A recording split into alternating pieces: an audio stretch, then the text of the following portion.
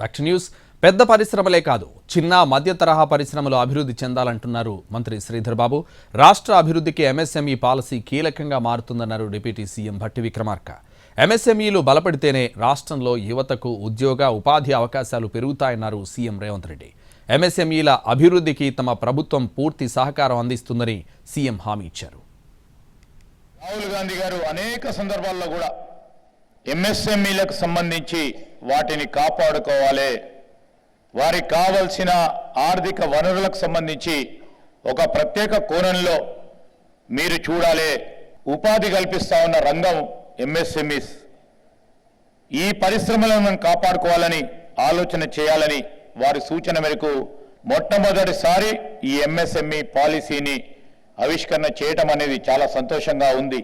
విభజన జరిగిన తర్వాతే కాదు, అంత ముందు కూడా పరిశ్రమలకు సంబంధించినటువంటి పాలసీ మాత్రమే ఉండేది తప్ప ఎంఎస్ఎంఈ పాలసీ అనేది ఇంతవరకు లేదు. ఇప్పుడు ఈ దేశ జనాభాలో అత్యధిక శాతానికి ఉద్యోగ అవకాశాలు దొరకబడతాయి.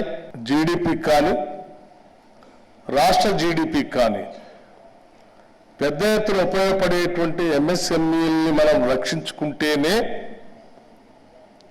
ఈ దేశ ఆర్థిక పరిస్థితి బాగా ఉంటుంది. ఏఐ ద్వారా టెక్నాలజీతో పిల్లలకు చదువులు నేర్పించాలి. ఆ ప్రభుత్వ పాఠశాలల్లో చదువుకునే పేదల పిల్లలు డాక్టర్లు, లాయర్లు, ఇంజనీర్లుగా రాణించాలి. ఈ సమాజ నిర్మాణంలో వాళ్ళు భాగస్వాములు కావాలి, వాళ్ళు పారిశ్రామికవేత్తలుగా రాణించాలి అన్నదే మా ఆలోచన. వీటన్నిటిని మేము ముందుకు తీసుకెళ్ళాలి అంటే ఎంఎస్ఎంఈలు బలపడాలి. మీరు పెట్టే పరిశ్రమలు వాళ్ళకు ఉద్యోగ ఉపాధి అవకాశాలు కల్పించాలి. మీరు పెట్టే పరిశ్రమలకు ప్రభుత్వం అండగా నిలబడుతుంది.